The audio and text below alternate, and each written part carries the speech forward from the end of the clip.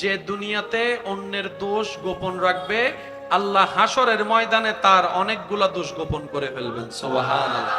নবীজি বলছেন যে দুনিয়াতে ক্ষমতা থাকার পরও প্রতিশোধ নেয় নাই, ক্ষমা করে দিয়েছে, সে অনেক অপরাধ নিয়ে রবের দরবারে গেলে রব্বুল আলামিন তার উপর দয়া করে তাকে অপরাধ মাফ করে দিবেন, অপরাধ মাফ করে দিবেন, অপরাধ মাফ করে দিবেন। সুবহানাল্লাহ। তাহলে অন্যকে ক্ষমা করলে নিজে ক্ষমা পাওয়া হয়, অন্যকে খাবার দিলে নিজের রিজিকে বরকত হয়, অন্যকে সম্মান দিলে নিজের সম্মানে বরকত হয়, অন্যের মুখে হাসি ফুটালে নিজের জীবনে শান্তির ব্যবস্থা করে দেন কে?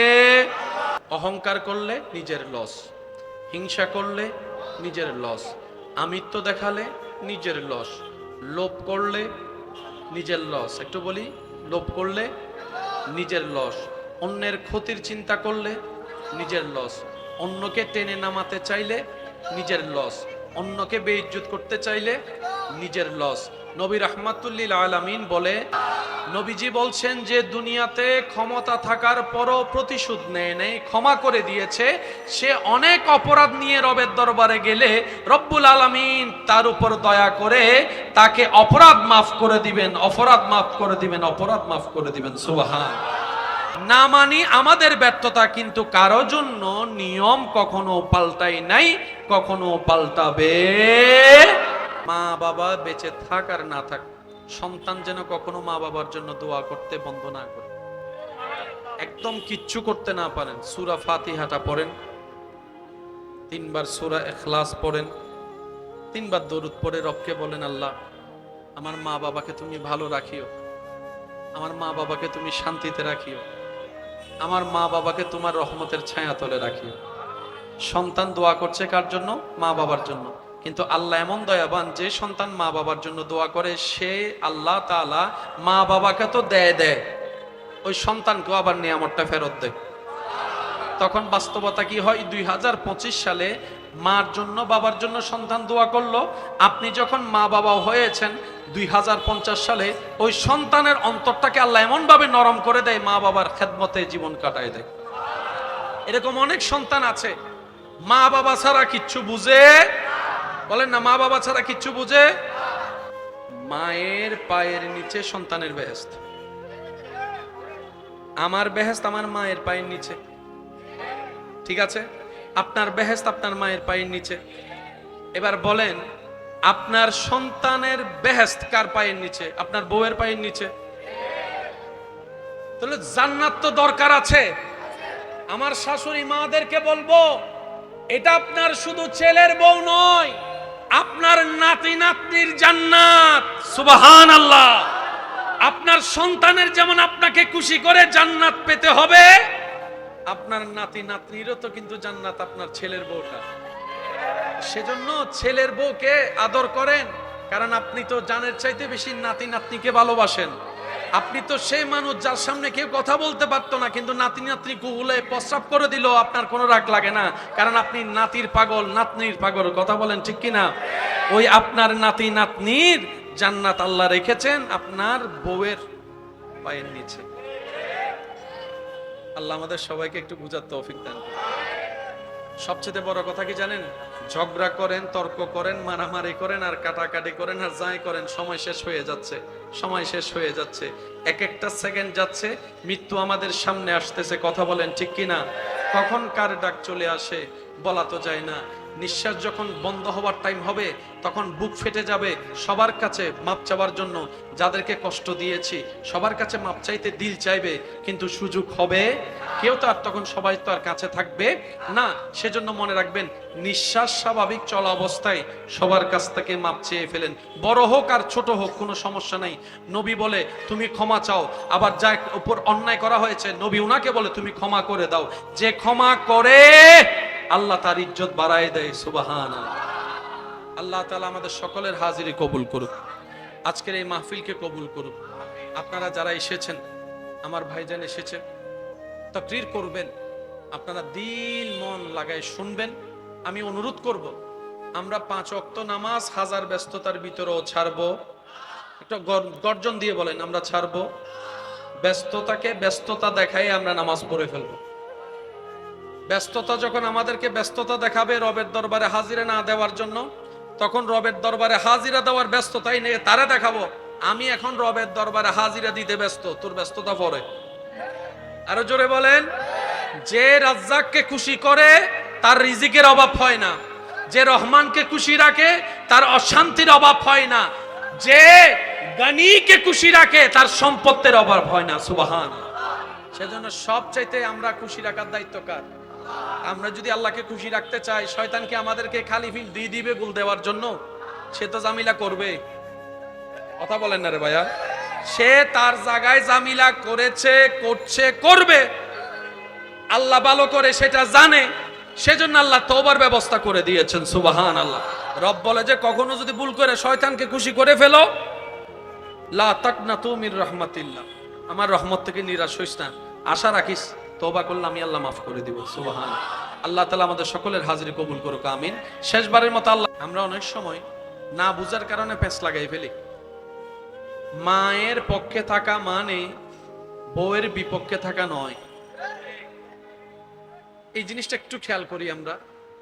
মা বাবাকে খুশি রাখা মানে বউয়ের চোখে পানি ফেলা নয়। স্ত্রীর জন্য আপনি স্বামী, আপনার ক্যারেক্টার দায়িত্ব আলাদা। মা বাবার জন্য আপনি সন্তান, এই ক্যারেক্টার দায়িত্ব আলাদা। আপনি মানুষ একজন, কিন্তু আপনার ভিতরে অনেকগুলা ক্যারেক্টার প্লে করতে হয়।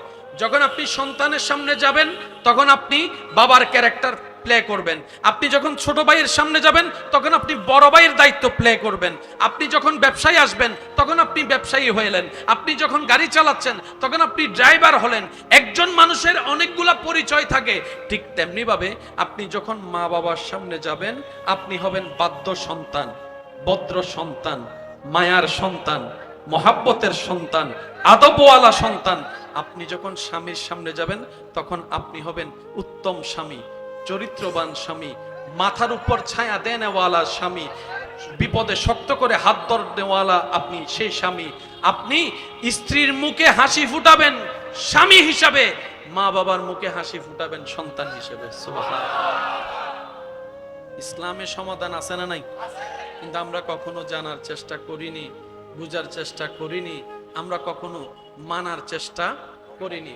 মনে রাখবেন, যদি মা বাবা সন্তানের সাথে অন্যায় করে, হাসরের ময়দানে আল্লাহ সেই মা বাবাকেও প্রশ্ন করবেন। শুনিনি আরো জোরে। সন্তান সবগুলাকে যদি মা বাবা এক চোখে না দেখে, হাসরের ময়দানে মা বাবা ধরা খাবে। শুধু যে মা বাবার সেবা না করলে সন্তান ধরা খাবে বিষয়টা তা না। কেন? সন্তানেরও যিনি রব, মা বাবারও রব তিনি, স্ত্রীরও রব যিনি, স্বামীরও রব তিনি, আর তিনার বিচার আহকামুল হাকিমিন সবার জন্য সমান। কারো পক্ষও নিবে না, বিপক্ষও নিবে না। আমি কি বুঝাতে পারছি কথা আপনাদেরকে? হয়তো আমি বুঝাতে না পারছি, সেটা আমার ব্যর্থতা। আপনারা আমার চাইতে ভালো জানেন, আপনারা আমার চাইতে ভালো বুঝেন।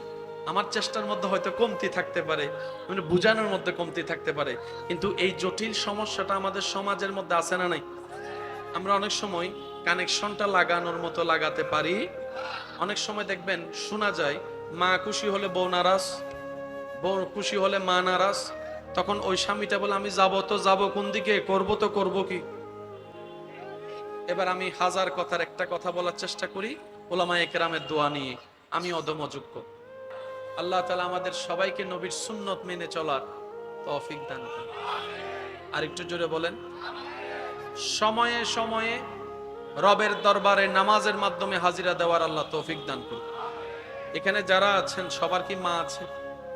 সবার মা আছে? কারো মা নাই, কারো বাবা নাই, আবার কারো মা বাবা। কিন্তু আপনি এখানে আসাতে, বসাতে, দাঁড়াতে, সুবহানাল্লাহ বলাতে আপনার মা বাবা যেখানে আছে ওনারা সব পেয়ে যাচ্ছেন। পৌঁছায় দিচ্ছেন কে? পৌঁছায় দিচ্ছেন কে? সেজন্য আমি অনুরোধ করে বলবো, মায়ের পায়ের নিচে সন্তানের বেহেশত। সুবহানাল্লাহ বলেন। আমি শুনিনি, আরো জোরে বলেন তো। চোখ বন্ধ করার পরে দোষ মনে চেহারা চোখে আসছে কি আসে নাই? আমি বলবো না, আপনারা বলেন। কেউর চেহারা আসছে কি আসে নাই? কের কথা মনে হয়েছে কি হয় নাই? যার কথা মনে হয়েছে তারা মাফ করে দেন। মানুষের তো অভাব নাই, ওই মানুষের কথা আপনার মনে আসলো কেন? ওই মানুষের চেহারা আপনার চোখে বাসলো কেন? ওই মানুষের নামটা কেন মনে আসলো? তার মানে ওই মানুষের প্রতি আপনার এখানে কিছু আছে, যেটা রেখে নিজের অন্তরকে আপনি পাথর বানাই ফেলতেছেন। নিজের লস করে লাভ কি? নিজে বাঁচিলে না বাবুর নাম। এ রাগ রাখলে দেনা মাওলানা আমার সোনার মদিনা, আমার প্রাণের মদিনা, সব ভুলিব একই আওয়াজে আমার সোনার মদিনা, সব ভুলিব কিন্তু তোমায় ভুলিনি, ভুলব না, ভুলতে পারি না, ভুলিনি, ভুলব না, ভুলতে পারি না, সব ভুলি কিন্তু তোমায় ভুলতে পারি না, আমার সোনার মদিনা না, সব ভুলিব কিন্তু তোমায়। আওয়াজ একবার বলেন আলহামদুলিল্লাহ। আমরা কি নিজেদের লস চাই না লাভ চাই? লস কিসে কিসে আছে একটু খেয়াল করি। অহংকার করলে নিজের লস, হিংসা করলে নিজের লস, আমিত্ব দেখালে নিজের লস, লোভ করলে নিজের লস। একটু বলি, লোভ করলে নিজের লস, অন্যের ক্ষতির চিন্তা করলে নিজের লস, অন্যকে টেনে নামাতে চাইলে নিজের লস, অন্যকে বেইজ্জত করতে চাইলে নিজের লস। নবী রাহমাতুল্লিল আলামিন বলে, যে দুনিয়াতে অন্যের দোষ গোপন রাখবে, আল্লাহ হাসরের ময়দানে তার অনেকগুলা দোষ গোপন করে ফেলবেন। সুবহানাল্লাহ। নবীজি বলছেন, যে দুনিয়াতে ক্ষমতা থাকার পরও প্রতিশোধ নেয় নাই, ক্ষমা করে দিয়েছে, সে অনেক অপরাধ নিয়ে রবের দরবারে গেলে রব্বুল আলামিন তার উপর দয়া করে তাকে অপরাধ মাফ করে দিবেন, অপরাধ মাফ করে দিবেন, অপরাধ মাফ করে দিবেন। সুবহানাল্লাহ। তাহলে অন্যকে ক্ষমা করলে নিজে ক্ষমা পাওয়া হয়, অন্যকে খাবার দিলে নিজের রিজিকে বরকত হয়, অন্যকে সম্মান দিলে নিজের সম্মানে বরকত হয়, অন্যের মুখে হাসি ফুটালে নিজের জীবনে শান্তির ব্যবস্থা করে দেন কে? আর একটু জোরে বলেন, করে দেন কে? এই সিস্টেম কি আমার জন্য একা না সবার জন্য? এই নিয়মের বাইরে কি কেউ যে চাইলেও যেতে পারবো না? মানি আমাদের ব্যর্থতা, কিন্তু কারো জন্য নিয়ম কখনো পাল্টাই নাই, কখনো পাল্টাবে। আল্লাহ তাআলা আমাদের সবাইকে নবীর সুন্নত মেনে চলার তৌফিক দান করুন। আর একটু জোরে বলেন, সময়ে সময়ে রবের দরবারে নামাজের মাধ্যমে হাজিরা দেওয়ার আল্লাহ তৌফিক দান করুন। এখানে যারা আছেন সবার কি মা আছে? সবার মা আছে? কারো মা নাই, কারো বাবা নাই, আবার কারো মা বাবা। কিন্তু আপনি এখানে আসাতে, বসাতে, দাঁড়াতে, সুবহানাল্লাহ বলাতে আপনার মা বাবা যেখানে আছে ওনারা সব পেয়ে যাচ্ছেন। পৌঁছায় দিচ্ছেন কে? পৌঁছায় দিচ্ছেন কে? সেজন্য আমি অনুরোধ করে বলবো, মা বাবা বেঁচে থাক আর না থাক, সন্তান যেন কখনো মা বাবার জন্য দোয়া করতে বন্ধ না করে। একদম কিচ্ছু করতে না পারেন, সূরা ফাতিহাটা পড়েন, 3 বার সূরা ইখলাস পড়েন, 3 বার দরুদ পড়ে রবকে বলেন, আল্লাহ আমার মা বাবাকে তুমি ভালো রাখিও, আমার মা বাবাকে তুমি শান্তিতে রাখিও, আমার মা বাবাকে তোমার রহমতের ছায়া তলে রাখিও। সন্তান দোয়া করছে কার জন্য? মা বাবার জন্য। কিন্তু আল্লাহ এমন দয়াবান, যে সন্তান মা বাবার জন্য দোয়া করে সে আল্লাহ তাআলা মা বাবাকে তো দেয়, ওই সন্তানকেও আবার নিয়ামতটা ফেরত দেয়। তখন বাস্তবতা কি হয়? 2025 সালে মার জন্য বাবার জন্য সন্তান দোয়া করলো, আপনি যখন মা বাবা হয়েছেন 2050 সালে ওই সন্তানের অন্তরটাকে আল্লাহ এমন ভাবে নরম করে দেয়, মা বাবার খেদমতে জীবন কাটায় দেয়। এরকম অনেক সন্তান আছে মা বাবা ছাড়া কিচ্ছু বুঝে, বলেন না, মা বাবা ছাড়া কিচ্ছু বুঝে। এখানে একটা কথা বলি, মনে রাখবেন, আমরা অনেক সময় না বুঝার কারণে পেঁচ লাগাই ফেলি। মায়ের পক্ষে থাকা মানে বউয়ের বিপক্ষে থাকা নয়। এই জিনিসটা একটু খেয়াল করি আমরা। মা বাবাকে খুশি রাখা মানে বউয়ের চোখে পানি ফেলা নয়। স্ত্রীর জন্য আপনি স্বামী, আপনার ক্যারেক্টার দায়িত্ব আলাদা। মা বাবার জন্য আপনি সন্তান, এই ক্যারেক্টার দায়িত্ব আলাদা। আপনি মানুষ একজন, কিন্তু আপনার ভিতরে অনেকগুলা ক্যারেক্টার প্লে করতে হয়। যখন আপনি সন্তানের সামনে যাবেন তখন আপনি বাবার ক্যারেক্টার প্লে করবেন। আপনি যখন ছোট ভাইয়ের সামনে যাবেন তখন আপনি বড় ভাইয়ের দায়িত্ব প্লে করবেন। আপনি যখন ব্যবসায়ী আসবেন তখন আপনি ব্যবসায়ী হলেন। আপনি যখন গাড়ি চালাচ্ছেন তখন আপনি ড্রাইভার হলেন। একজন মানুষের অনেকগুলা পরিচয় থাকে। ঠিক তেমনি ভাবে আপনি যখন মা বাবার সামনে যাবেন আপনি হবেন বাধ্য সন্তান, ভদ্র সন্তান, মায়ার সন্তান, মহাব্বতের সন্তান, আদবওয়ালা সন্তান।